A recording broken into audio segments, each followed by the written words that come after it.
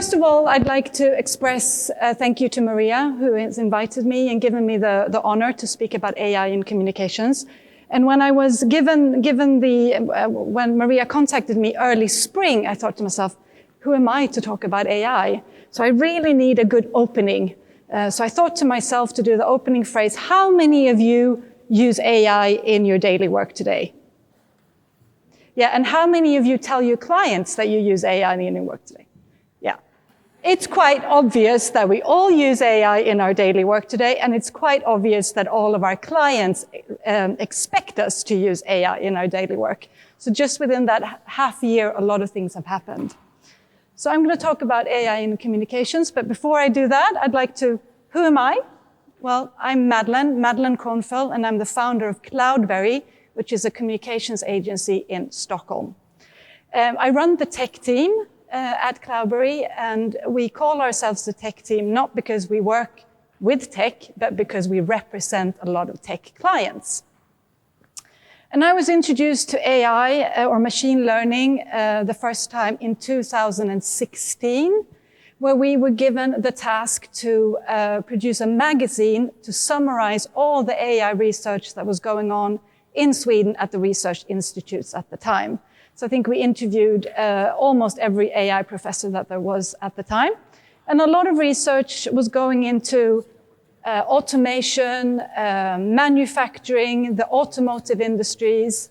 But one project at the time that I thought was quite intriguing was that of the forest industry. So the researchers were using AI to identify characteristics of trees and what type of products those trees would be best would turn out best. Would it be planks? Would it be other wood products? And that was the first time that AI was applied to an industry to make the industry more sustainable. So I thought that was quite interesting, and that was back in 2016.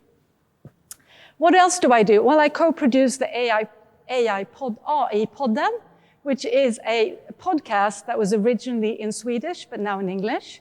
Worked together with a professor called Athir Ghatami, and he interviews AI experts on various areas on a weekly basis.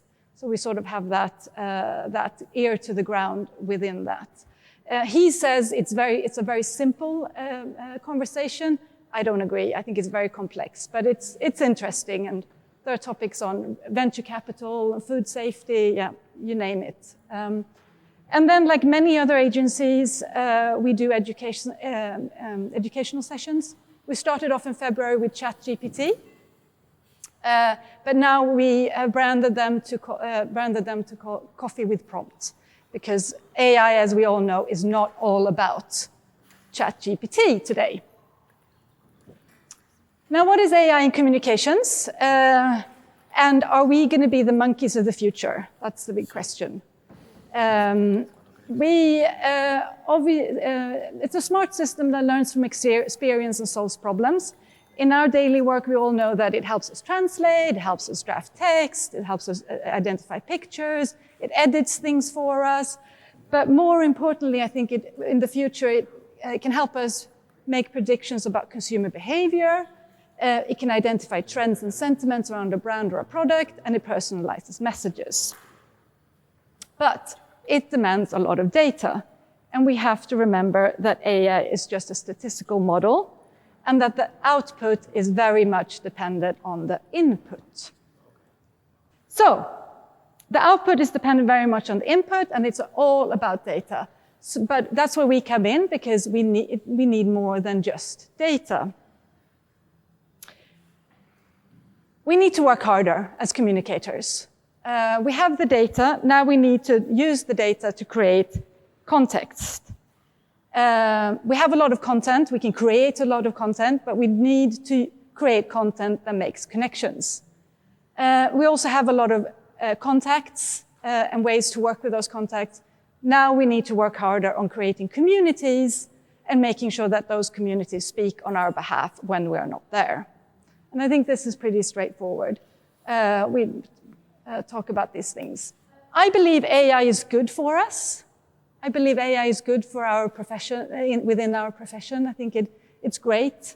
I think it demands a lot more from us, and we need to become better communicators. We need to inject more creativity, more empathy, more critical thinking, and a better ethical understanding in everything we do. And I think that's why it is so exciting, because now all of a sudden we really have to do this.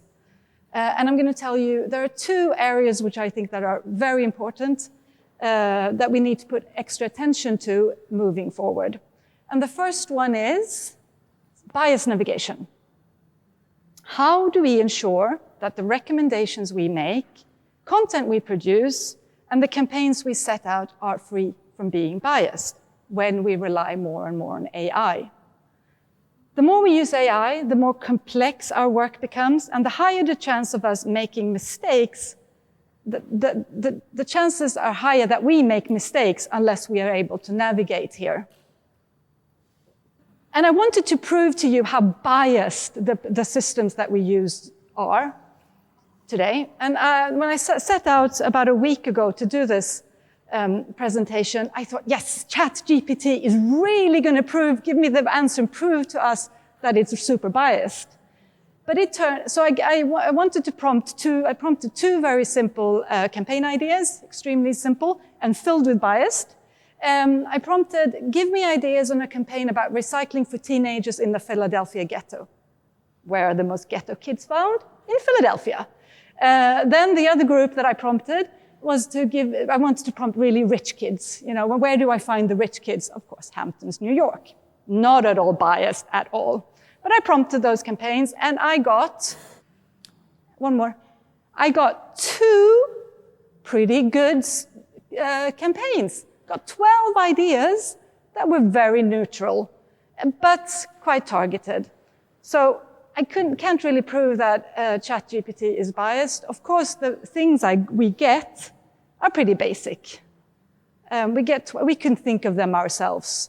If we sit around a table, work an hour, we can probably come up with 12 ideas that are probably better than this. But I got 12 ideas within a couple of seconds that we can use and work with and tweak creatively, but also, of course, take them to the target group.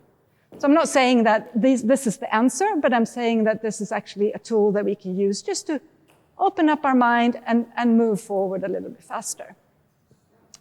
So what do I want to do? What does one need? One needs pictures to run with campaigns. So I wanted to try those tools, the picture creator. So I prompted to use DALL-E. This is number 2, and as you can see here, it's not, the quality is not really the best.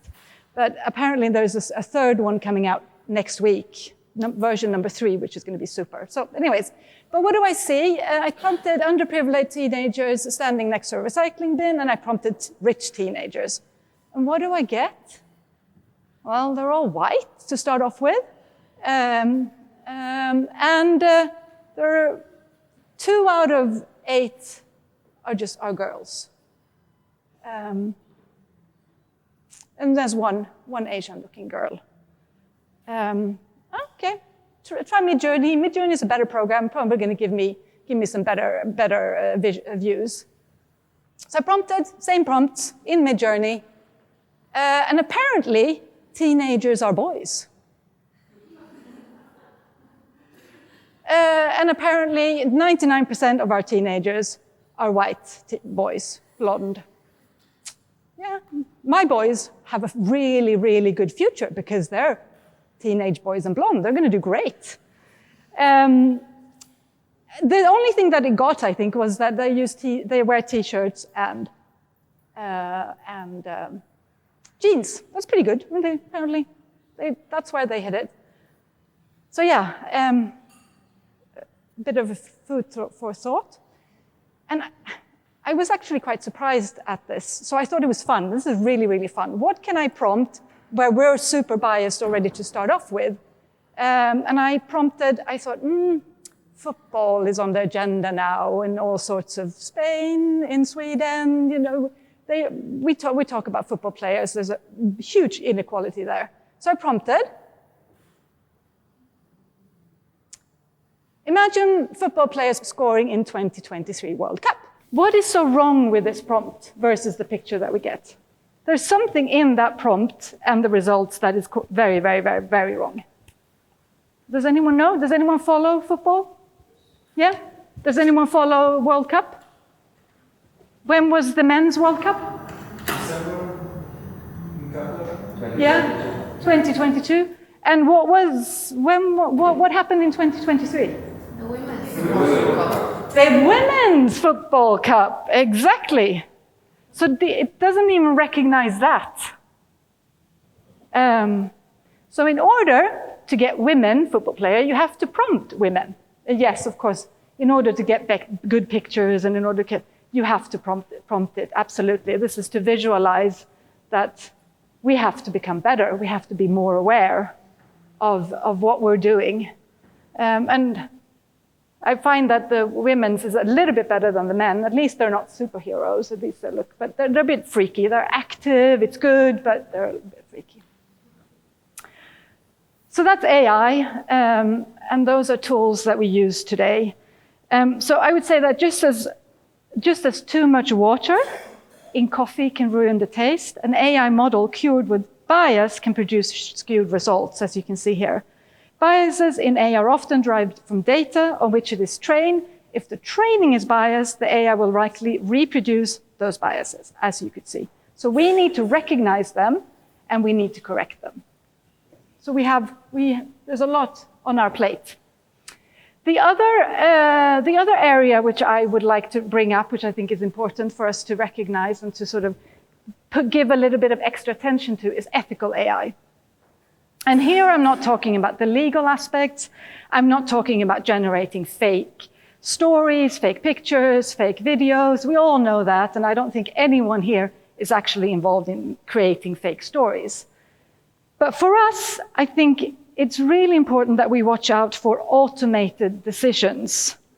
There are automated decisions in a lot of the things that we do. I mean, I think we all do A/B tests in our work, and when we maybe not 5, we don't have 5 different messages, but when we are up in working with 1,000 messages, we really have to make sure that the one that wins in the automated decision process, because there's always one that wins and gets communicated in the campaigns, that one isn't unethical. So it's sort of the pre-work that needs to be done correctly before you start these campaigns.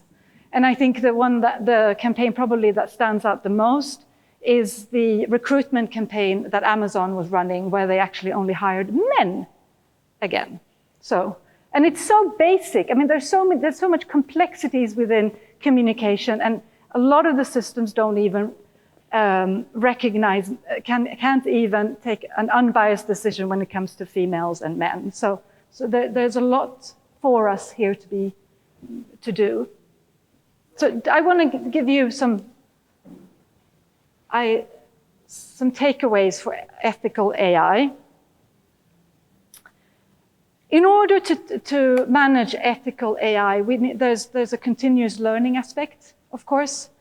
As the AI landscape evolves, our understanding must keep pace. So how do we as communicators keep up with the AI advancements?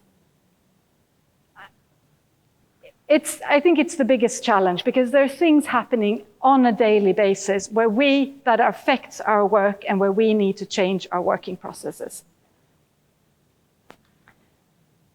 So continuous learning, and then we have ethical audits. Periodically set out and reassess the AI tools that you're using and reassess the processes that you have. We do internally, on a weekly basis, we sit down and we have our session Coffee with Prompt, where we go through various topics and we go through various processes. And then collaboration. We need to collaborate more with our clients. We need to collaborate more with the unexpected, and also obviously the target group that we're reaching to. So those are my takeaways when it comes to ethical AI. Set our processes to make sure that you have those in order. So what's the future? I'm I love AI. I think it is great. I'm super excited. I think it's fantastic. I think it is fantastic because it demands more from us as professionals. We will have to enhance our creative thinking. Our clients need to give us the time and the resources to do the creative thinking on behalf of our clients. I also believe that the more we use the AI tools, the less the creativity's edge will diminish. So we need to really use our brains and really use our creative thinking as these things evolve. We will get the chance to focus on higher quality. There's a lot of content out there that's being produced. There's way too much content, way too much crappy content that's being produced. So we as communicators need to make sure that we focus on creating higher quality content and challenge your clients, in everything you do when it comes to content creation. Collaborate. We will need to collaborate a lot more with the unexpected. We need to collaborate with the artist on the one hand and the computer scientists on the other hand. And it's us, the communicators, that are able to bring those forces together in order to run interesting campaigns.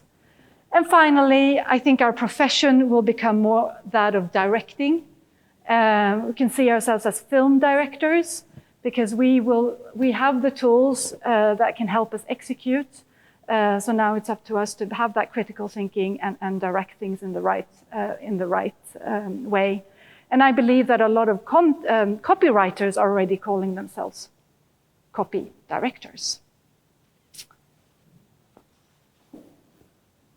Finally, we talked about learning. We talked about that AI is running at lightning speed and we really need to keep up.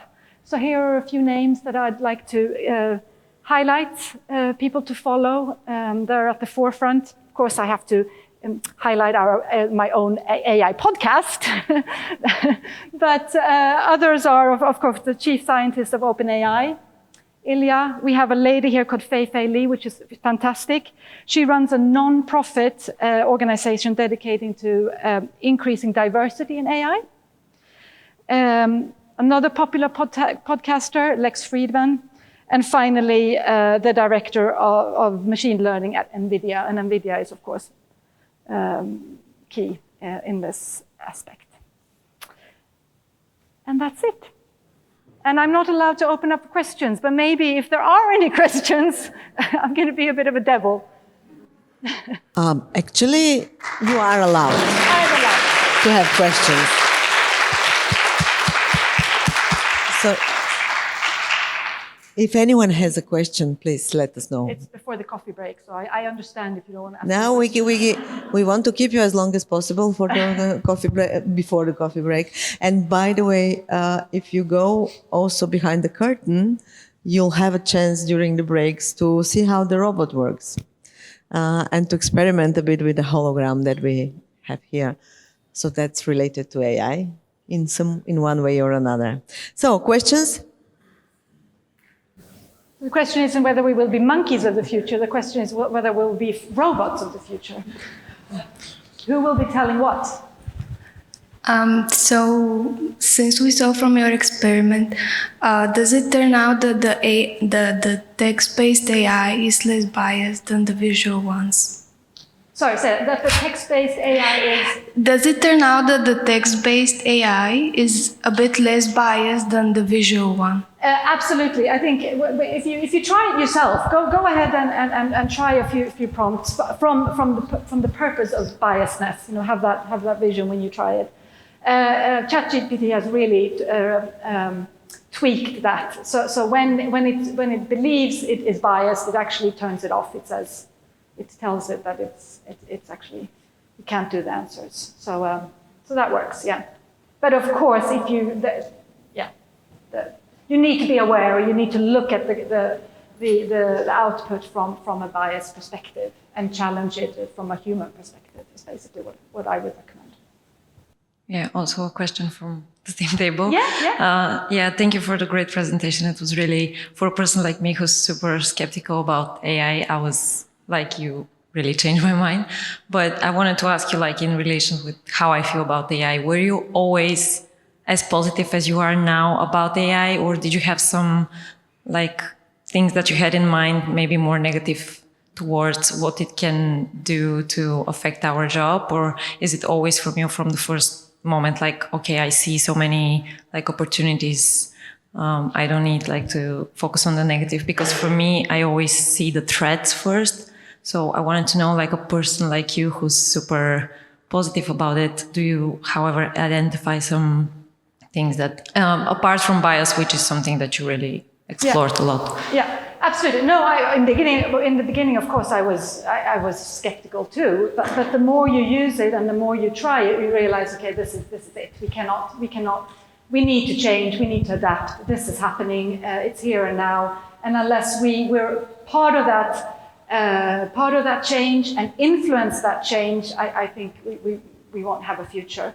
But then again, we can come in with our intellect and our intelligence in order to make good things with the use of AI. And that's why I think biasness and ethics are the two key points for us as communicators to highlight and to be the good in this process.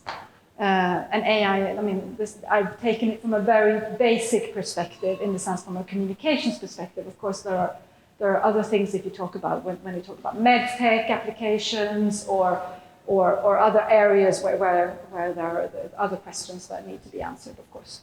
So, but yes, skepticism was there in the beginning, and also a challenge was to change the company so that everyone at Cloudberry is positive and is engaging within AI, because it demands a lot. It demands a lot of learning, a lot of reading, a lot of listening, a lot of testing. So it's not, it's challenging, but fun. By the way, have you heard from your clients, and what do they think about agencies using AI?